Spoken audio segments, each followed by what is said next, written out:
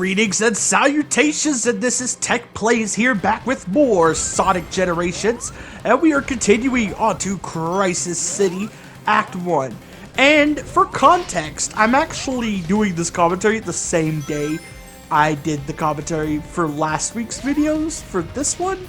I'm not sure if I'm going to do all three of this week's videos, or the videos for the week this goes up the same day, because doing six videos worth of commentary might be way too much for my mental energy. You know, I might be out of mental energy outlet after that, you know what I mean? Or not, I don't know, we'll see. But I decided to go ahead and like start with this week's videos because of two reasons. One, I just finished Akumbot, which is the next Let's Play, and it is going to be 17 parts long. So I want to get this out of the way pronto so we can get that Let's Play started. So that's reason number one. Reason number two, I just want to get to Akumbot already. Like, okay, yeah, it's basically the same reason, but it's for a different reason. Like, the first one was I wanted to get to Akumbot already because of how long it's going to be, and that I haven't done. But this one is because I'm actually just really excited to do commentary for it. So I'm getting as many videos done as I can right now so I can get right to commentating for Akumbot. I actually really can't wait. I had a lot of fun playing the game. There's one section of the game I really hated, but aside from that, like, it was a solid 8 out of 10 as far as like indie titles go throughout the whole thing. And I'm going by like indie standards, like what I would consider indie standards, because like I'm not a big fan of indie games, like, at all. There's very few I like. I believe Crystar is an indie game, if I remember correctly. I like that one. I like Soundfall, which I'm pretty sure is also an indie game. I know for a fact Akumbot is an indie game, and I like that. I think Stardew is. I like that. But there's hardly any I like, because something I hate about, like, when it comes to indie games is most of them are either those walking simulator horror games or 2D platformers that aren't nearly as fun as, like, 2D platformers like 2D Sonic games, you know? They're not nearly as fun as those. And on top of that, I'm just not a big fan of either of those genres too much. The only 2D, like, platformers I like are Sonic games. And I hate the walking sim type horror games in their entirety. Like, I like being able to do something in a horror game. That's why I like Resident Evil. That's why I'm thinking of trying Silent Hill in the future. Silent Hill 2 remake. Now just a heads up, I probably will not be able to get Silent Hill 2 remake for a good bit.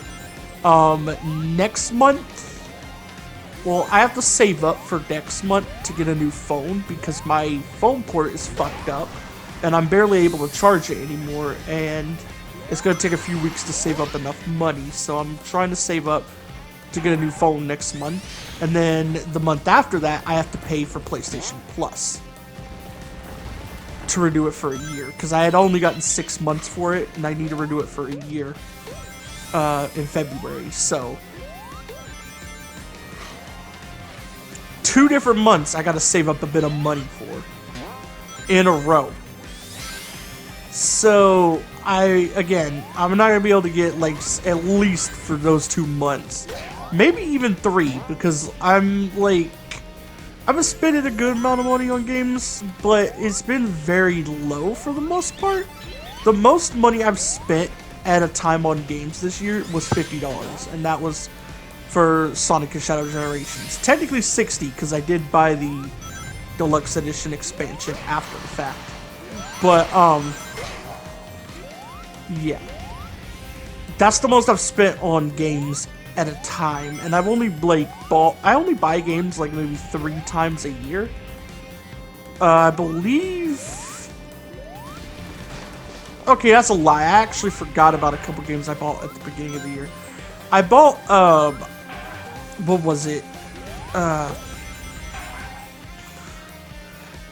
I bought the Dot Hat GU trilogy of games at the very beginning of the year, and then which was like on sale for like $5, I think.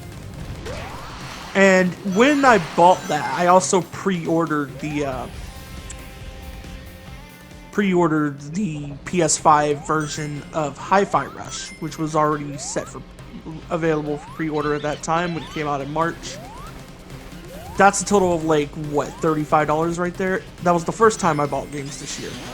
Second time was to pre-order Sonic and Shadow Gens, and I'm going to count it with the deluxe edition, the deluxe digital edition expansion I got later as a whole $60 package. So I'm just going to count it as one $60 package, and then I paid $35 total for Aquabot and Kena Bridge of Spirits. Kena, whatever. I don't know if it's Kena or Kena, whatever it's called. I guess I'll know when I get to the game. But that's my limit. Like, normally I don't think I even buy that many games a year. Like, normally I just buy games on sale. I only buy like a game at full price or around full price when it's like something I'm really looking forward to that much.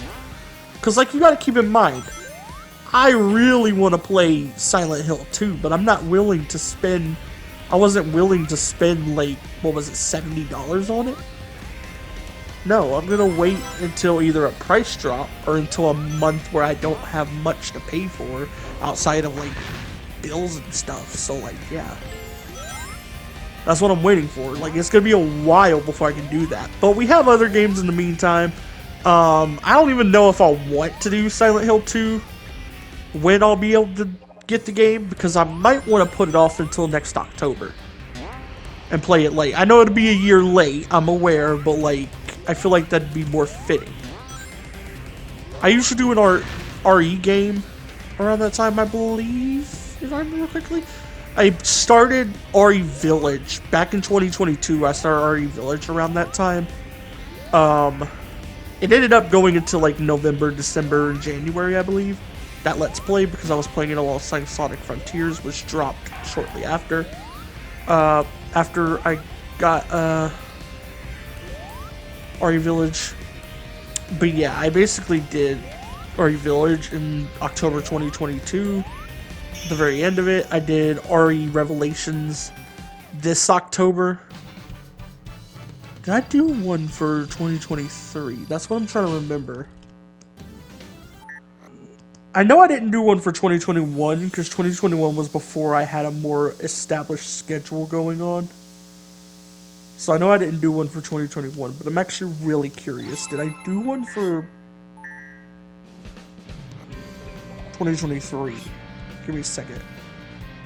Let's go down to, what is it, Ronan Gates, my old Let's Play series.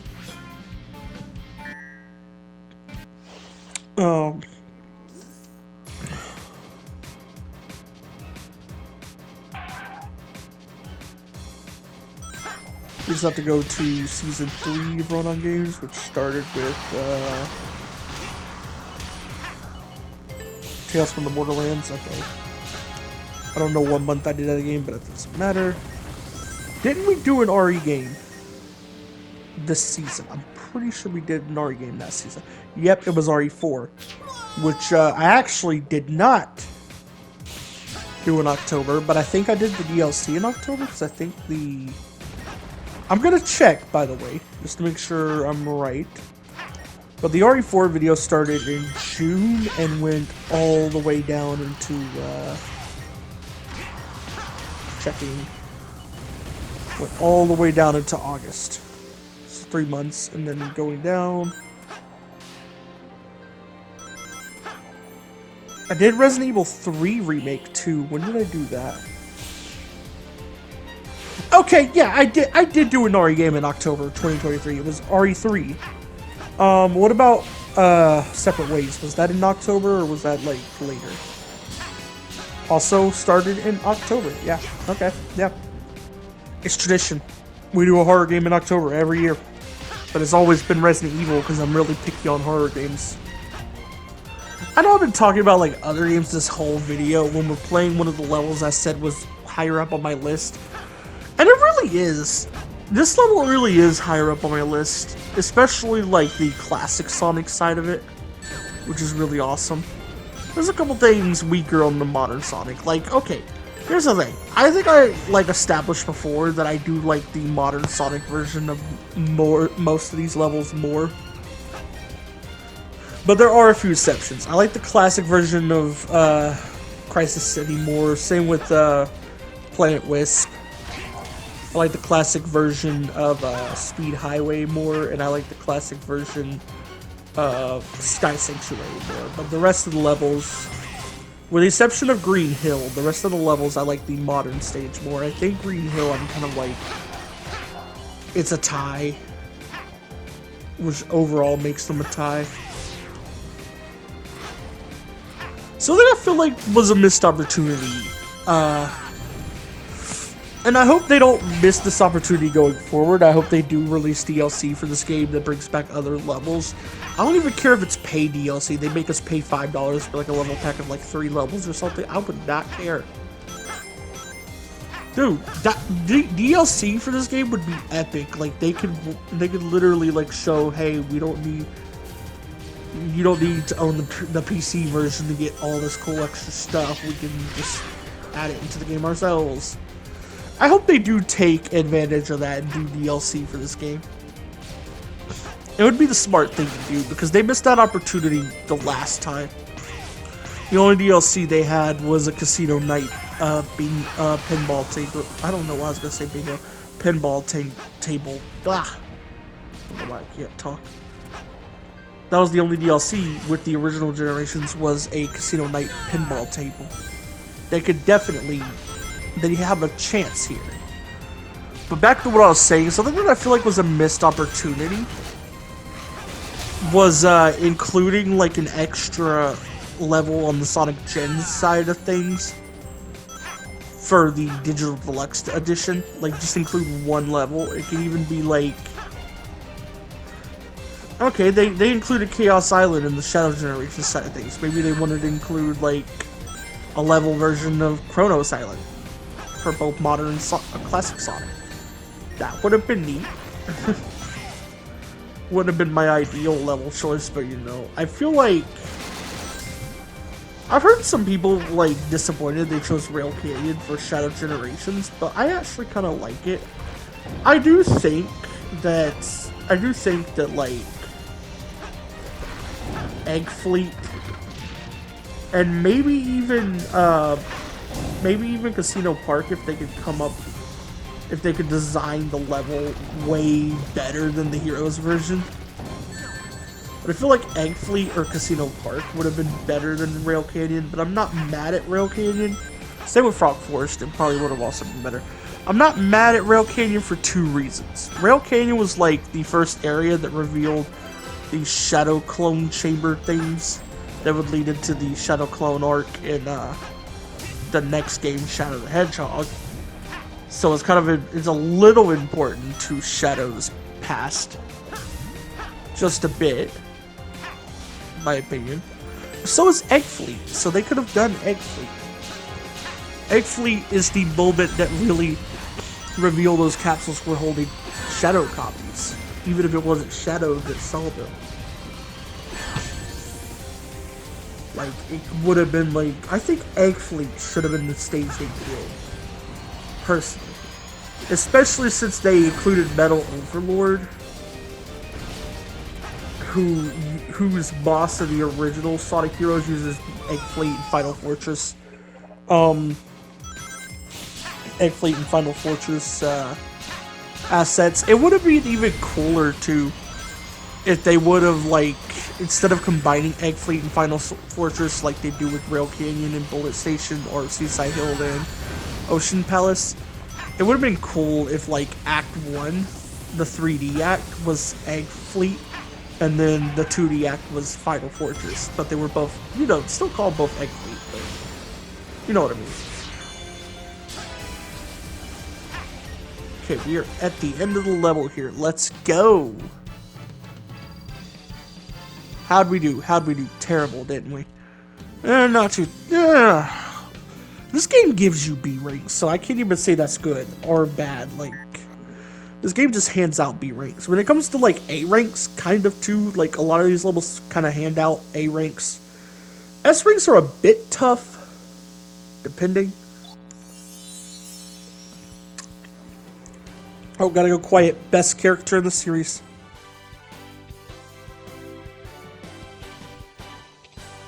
As much as I dislike relying on others, I'm grateful for your aid. The creature was beyond my skills. Yeah, this one's tough. Okay, I want to apologize in advance. I'm not gonna go back and do the whole commentary for the video so far, but the first 15 or so minutes of this video had buzzing on my mic because I was charging my controller at the same time, and I have to use my mic wired because for some dumbass reason, the Bluetooth for this headset disconnects my Wi-Fi on my PlayStation, and I have no reason. It's literally like, I'm going straight back to, what was it, Easy SMX after this. I know the mic quality wasn't as good, but like, I'm going straight back to Easy SMX whenever this headset gives out in the future. Like, I'm going straight back because I like having the Bluetooth option, and I don't have that here. And eventually, this cord's probably going to tear up because the cords that come with Bluetooth mics are always kind of cheap. So, I just don't know, man. I don't know what to do. That's me trying to get the redstone ring and then failing. Love it. Love it. Love. I love failing. It's my favorite pastime. I love getting hit and losing rings. My second favorite pastime. I hope you like my sarcastic jokes. Because it's my way of coping. Really? So let me get this straight. Modern Sonic can boost into, like, boxes and move them. But Classic Sonic can't spin dash into them. Okay, I see how it is. Classic Sonic discrimination. I see you, Sega. No, I'm joking. I don't really give a shit. I prefer Modern Sonic anyway, personally. I do like some classic Sonic games, and I do like the classic Sonic gameplay for most of generations, but overall, I do prefer, like, modern Sonic games, like games with the boost style and the adventure style and heroes. I like all those more than most of the classic Sonic games. I say most, because I do really love Sonic 3 and Knuckles, which I think I've made clear on my channel in the past. I even have, like, a little short I did recently that's like ranking all this, like just ranking my top 10 Sonic games, and it's like at number 3 or something like that. No, I think it's number 4 because it's under Shadow Gens, Sonic Unleashed, and Sonic Rush Adventure. So I believe it's at number 4. And yes, Sonic Rush Adventure is my favorite Sonic game. Don't at me. I mean, it is in part because Blaze is my favorite Sonic character, and that's probably the most fun game to play Blaze in, but you know. Because people sleep on Rush Adventure, like, and a lot of people are always saying, like, Rush is better. I would like to strongly disagree with that. Okay, I'll admit, the sailing in Rush Adventure can get tedious, but it's a similar case to, like, how a lot of people choose to play Unleashed. A lot of people go back and play Unleashed just to play the day stages. They don't replay the whole game most of the time. Or at least some people don't. That's how I play Sonic Rush Adventure most of the time. I go back and replay the stages. And the stage design in Sonic Rush Adventure, I know I'm gonna piss off some Rush fans here when I say this, but the stage design in Sonic Rush Adventure makes the stage design in Sonic Rush look pathetic in a way. It makes it look...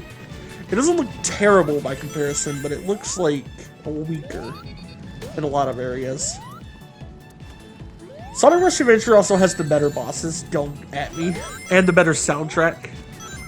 I much prefer... There are some bangers in Sonic Rush, don't get me wrong, like the Too Strong song, the song that's like says Too Strong or whatever. And then the song that, the song for Water Palace, that goes off, but like, outside of those two, I don't really... Okay, the main theme's good too, my bad. I forgot about the main theme. Can't sleep on the main theme of Rush. But outside of those 3 tracks, I always forget about the rest of the Rush OST, whereas a lot of the Rush Adventure OST will randomly pop into my head. Even before I played it for the first time in years, back in 2021, was it? Or was it at the beginning of 2022? I don't remember. Whatever it was. When I played it again for the first time in years, like a couple years back, even like before that, there was a bunch of Rush Adventure tracks that even though I hadn't heard them in like 8 years, I want to say, before that point, they still pop into my head, like Haunted Ship. I want to say Haunted Ship, Sky Babylon, Machine Labyrinth, and Plant Kingdom are the main ones that do it, but Coral Caves also is really good. I can't name a bad or forgettable like level track at all in Rush Adventure. The boss theme goes hard. I love the boss theme. The main theme I think is better than the main theme for Rush. I know I'm gonna get hate for that, but I don't care. Like most of the OST for Rush Adventure is just better. Don't mean to offend any Rush fans. I like Rush too, don't get me wrong. It's not my top 10, but I do like it. Any game that... I'm an easy Sonic fan to please. Any game you have Blaze playable, I'm gonna like at least a little bit, even if it's like... Okay, exceptions. If they do Blaze dirty and give her like really shitty gameplay, like anything close to what Forces did with classic Sonic, or with modern Sonic, with any of its characters, then yeah, I'll be mad. I'll hate the game too, yeah. But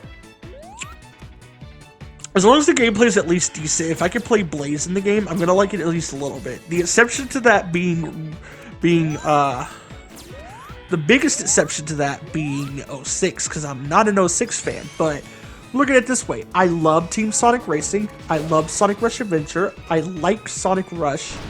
I like Sonic and the Black Knight. Hell, Team Sonic Racing barely doesn't make my top 10. I think I'd put it in number 11 or 12. Like, I actually really love Team Sonic Racing, but that might just be my bias for being able to play as Blaze and Vector in the same racing game for the first time since Zero Gravity. Okay, I know they're both in Free Riders, but we don't count that. I've never played Free Riders for 1, and I don't plan to, so we don't count it.